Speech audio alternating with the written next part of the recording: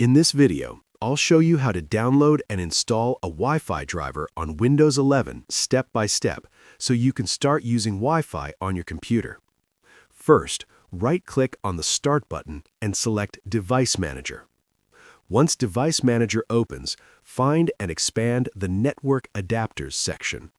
Here, you'll see a list of network devices installed on your computer. Look for your Wi-Fi adapter. It may have names like wireless, Wi-Fi, or something similar. Right-click on it and select Update Driver. Now choose Search automatically for drivers. Windows will try to find and install the correct driver for you. If it finds one, it will install it automatically. If Windows cannot find a driver, don't worry, you can install it manually. First, note down the full name of your Wi-Fi adapter. Then open your browser and search for that name along with the word driver. You can also visit the official website of your laptop or motherboard manufacturer.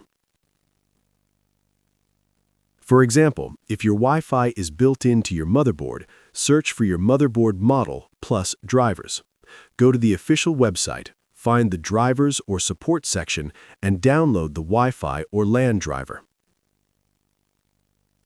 Once the driver file is downloaded, usually in a zip file, extract it. After extracting, open the folder and run the Setup or Installer file. Follow the on-screen instructions to install the driver. When the installation is complete, restart your computer if required.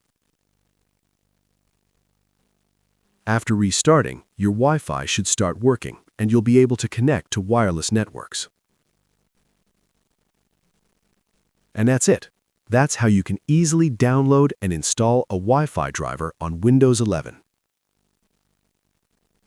If you found this video helpful, don't forget to like the video, subscribe to our channel, and press the bell icon for more tutorials. Thanks for watching.